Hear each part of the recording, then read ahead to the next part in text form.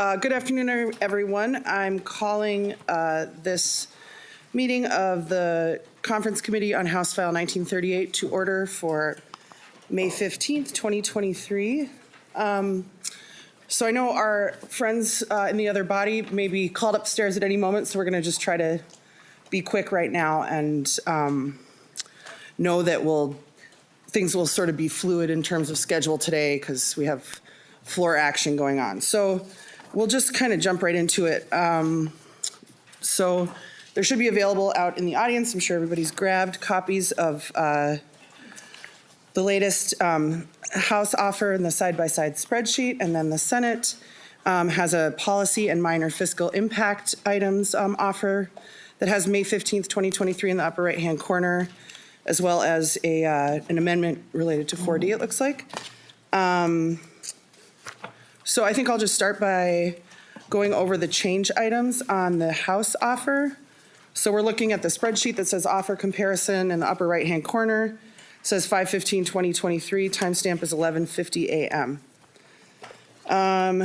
So on line 19, there's just a minor typo. It says effective tax year 23. It should say effective tax year 24, but it doesn't have any impact on the numbers, but just in case anybody noticed that. On lines 23 and 24, you'll or I guess it's line 24, you'll see the new House position on the repeal of the sales tax exemption for qualified data centers. We slim it down to just being an exemption on the software component. Under current law, qualified data centers receive a sales tax exemption kind of in three different categories: technology equipment purchases, computer software purchases, and electricity used or consumed in the operation of a data center.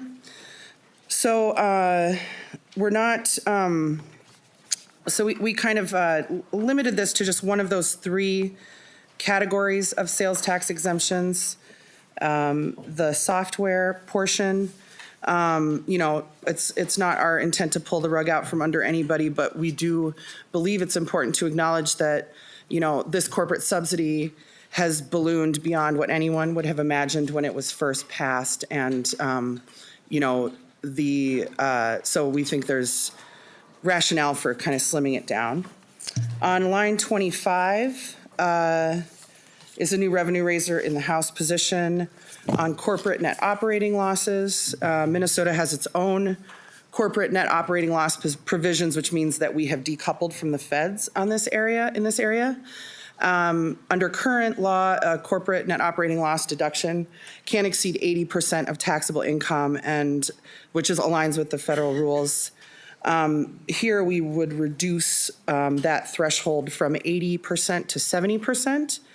And the excess over 70 would be carried forward for up to 15 years. So reducing this threshold decelerates the timing of when the deductions are taken and increases the risk that the 15-year carry forward limit is hit and the deduction lost. But that's sort of a new one that we're putting out today. On line 26, you will find the corporate tax minimum fee increase. So the minimum fee is just a minimum tax that's calculated at a really low rate on a very broad base. So it includes property, payroll, and sales in Minnesota. So just for an idea of the top bracket, which starts at $46.28 million, that entity would pay $11,570 in tax. So both corporations and pass-throughs pay this tax, and the fee is just designed to ensure that businesses pay a minimum amount to the state for operating in the state. And as we've heard over the last few years about kind of including like really large and profitable businesses managing to avoid all taxes at the federal level, for example. So this is just something that's designed, those big guys who have really, really great accountants, like we're still gonna tell them you gotta pay 12 or 14 grand to operate in our state. So I think that's a kind of a pretty common sense when they're on line 26. Moving forward, line 30, we received a revised revenue estimate for the house's position on the child tax credit. So you'll see that it's a slightly higher cost in the first biennium than the previous number that we had on our spreadsheet, which was kind of a little bit of a plug or estimate as we waited for the final revenue estimate, which we received. Going down on line 64, we accepted the pass-through entity tax that Senator Klein asked me about yesterday. That one is effective fiscal year 2023, so it doesn't have the retroactivity. The House feels strongly about not creating the need for a bunch of revised returns and just doing that moving forward. On line 73, the House took a position for the first time on the historic rehab tax credit, which we know is very important to the Senate. We do a 1-year extension, which is in line with extensions that have been approved by past legislatures. So that's where we're at on that. Let's see, next page. Where are we at? Page 4, line 111. We accept the Senate's position on the sales tax exemption for firearms storage units. Line 120 on our mortgage and deed tax dedication to the workforce housing development account. We bring our position down to $25 million in the first biennium and $10 million in the tails.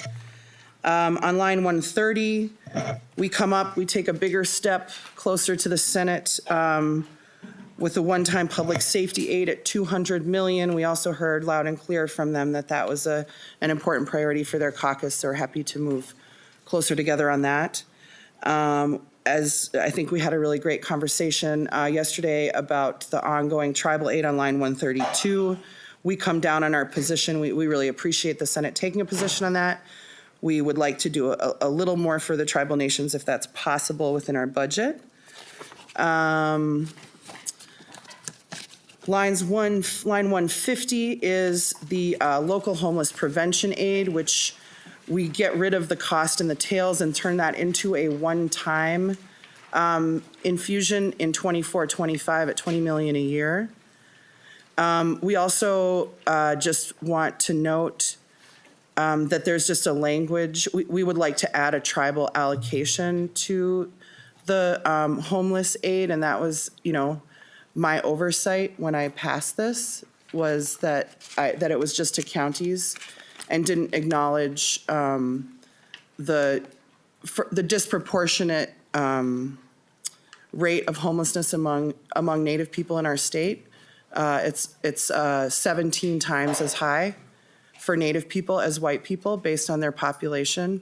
So this is a real crisis, and it's really disproportionately hitting Native people. And so we thought it was really important that we set aside some dollars in this existing allocation, whatever we decide to do on money this year, for those tribal nations that we know many of them are providing, costly services to their members, whether they're on or off reservation.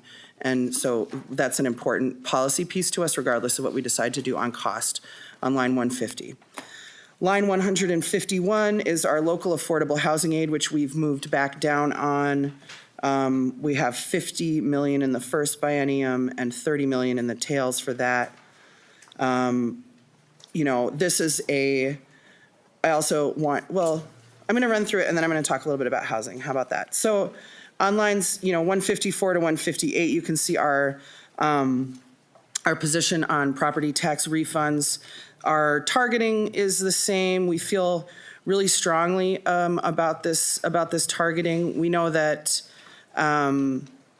it has a big cost, but it's a first biennium only cost, and really shrinking down the year-over-year percentage increase that triggers the targeted property tax refunds, we think is really particularly important in this economy with what's happening to homestead valuations, as we've kind of touched on a couple times. We stay on our initial position on the sort of permanent ongoing property tax refunds for, where we reduce the copays 5%.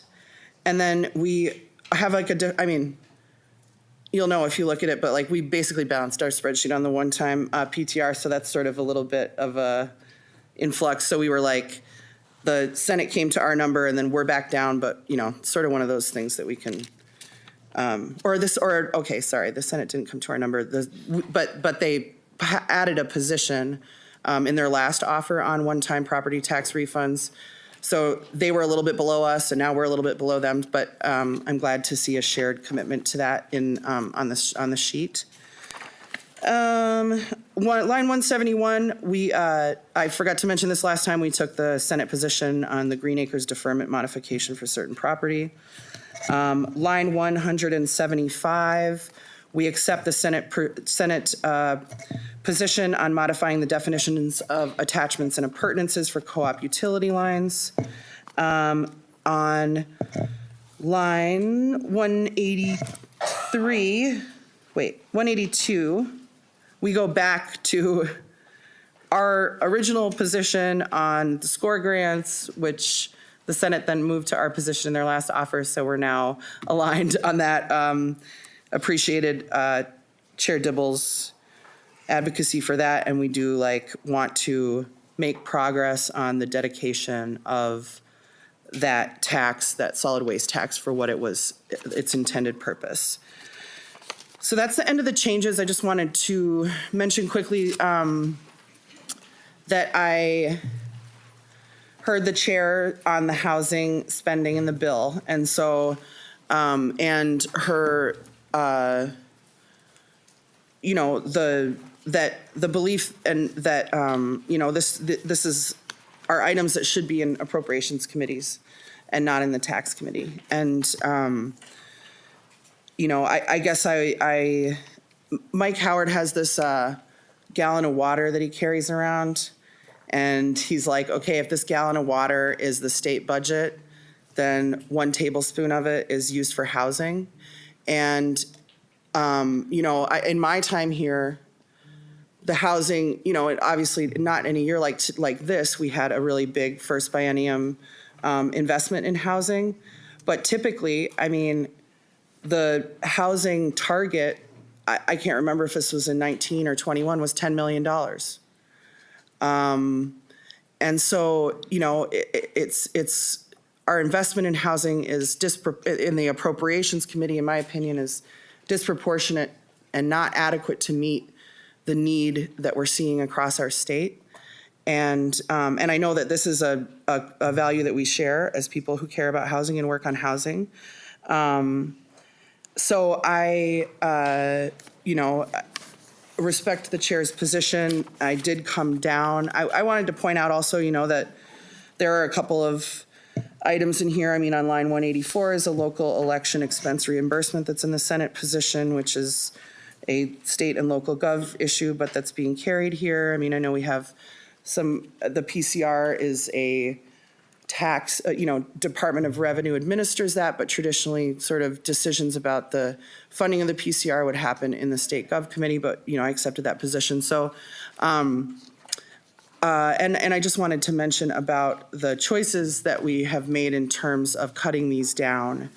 And we've moved considerably off of our initial position, and this is a big priority for our caucus. But as we talked about that, the pressures and the tails in housing, and the need to pay for the debt service for housing infrastructure bonds with those tails dollars. A couple of things. One is that we talked about the racial home ownership gap, and Representative Agbaje shared with us that there isn't, although she was able to secure some first biennium money for down payment assistance for first generation home buyers, there isn't ongoing investment in home ownership in the housing budget. And that's something that I will just say for our caucus has been a major priority For the People of Color and Indigenous People Caucus, that is possibly our #1 priority. So I think that creating this dedication of the mortgage and deed and that's devoted to homeownership that we know will go to address that gap is very important. The other piece, on line 151, the local affordable housing aid that we establish, the housing bill has a quarter-cent metro sales tax for housing development. And so what we do with our local affordable housing aid is that we tilt it pretty considerably.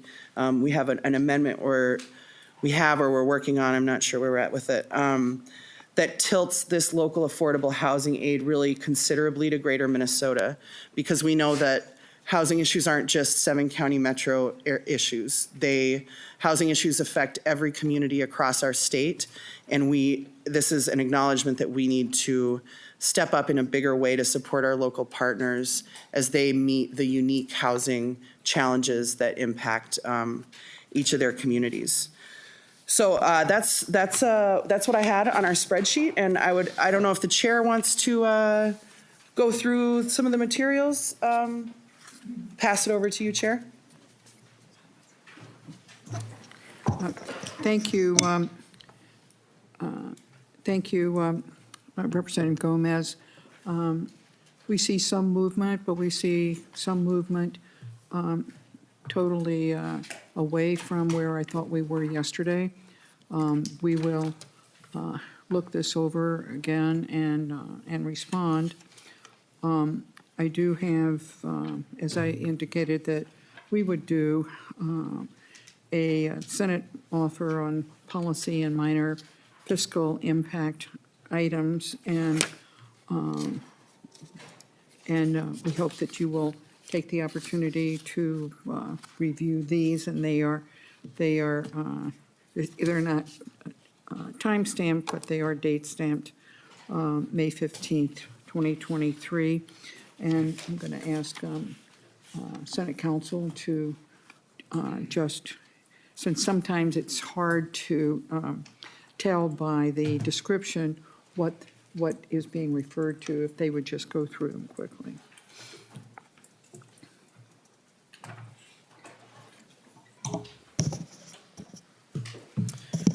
Madam Chair, members, I think Mr. Sylvia, Mr. Arneson, and I, if we can have your permission to go through these in our respective areas. The provision in Senate Article 1, Section 34 is the Senate's position on stillbirth credit eligibility. This was carried in the governor's, or I'm sorry, in the Department Policy and Technical bill, and it modifies the credit to allow it to be claimed by residents who receive a certificate of birth resulting in stillbirth or an equivalent document from another jurisdiction. And there is no modifications to the, there's no retroactivity to the provision.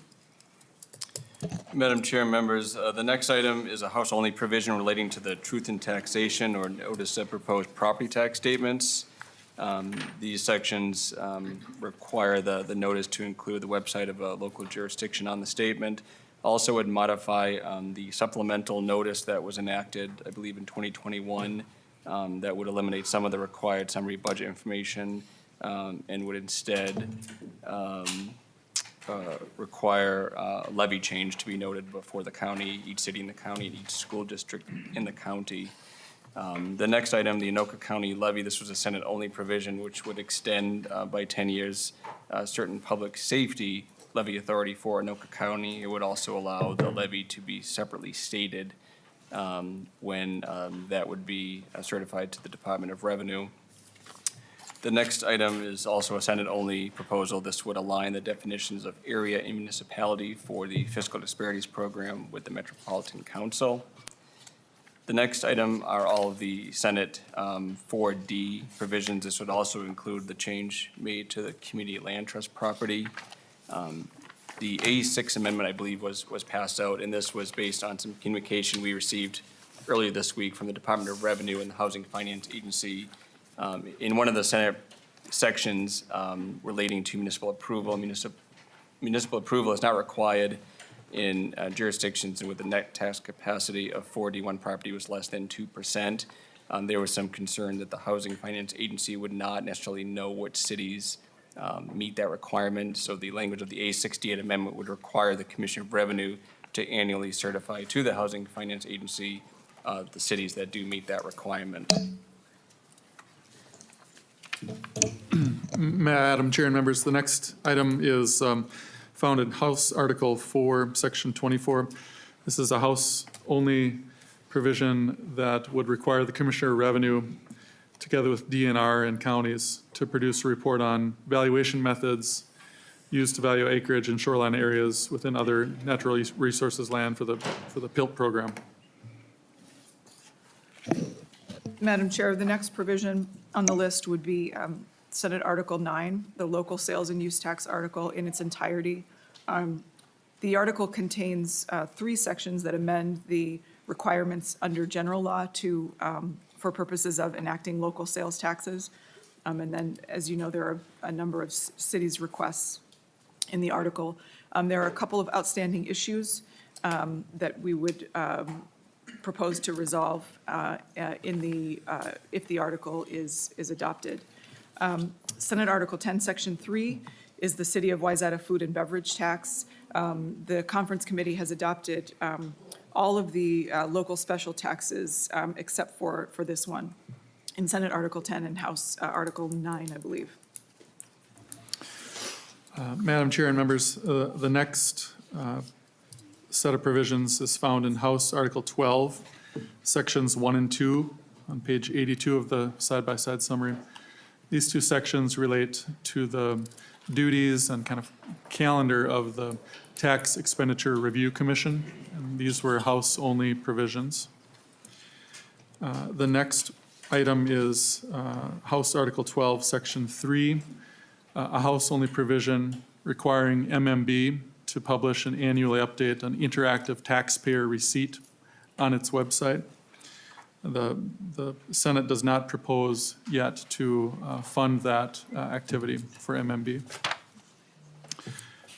The next item is found in Senate Article 13, Section 3, on page 81 of the side-by-side summary.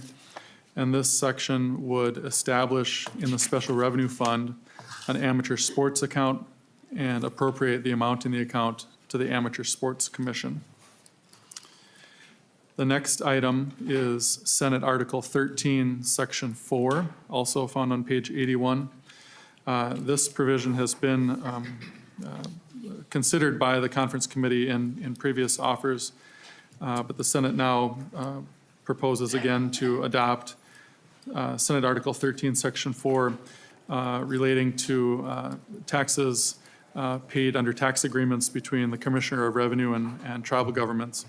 This is a somewhat modified version of the provision originally proposed in the department's policy and technical article. Madam Chair, the next provision is Senate Article 14, Sections 7 and 8. These are also Department of Revenue policy and tech provisions. The House's provisions are included in the, I guess, more substantive and policy changes in House Article 1. But these sections clarify that the credit applies to, or the phase-out applies to the maximum credit amount for the working family credit. And Madam Chair and members, the last item relates to the Senate TIF offer, which is the second page of this handout. This is the Senate's offer from May 10, 2023 at 6 p.m. No changes have been made to that offer as it relates to the TIF proposals. Great, thank you. Yeah, Madam Chair, did you have anything else? So, Madam Chair, I think we have a tremendous amount of work to do still, and would suggest we get to it. Agreed. So we're going to go into recess. We are going to, take back and look at your offers, and you'll want to take a look at We'll do the ours, same. and we'll keep moving forward. So appreciate everyone for being here and you bringing in these, the policy and minor fiscal items. And yeah, anything else you wanted to add before we recess? Not All right, with that, we are in recess.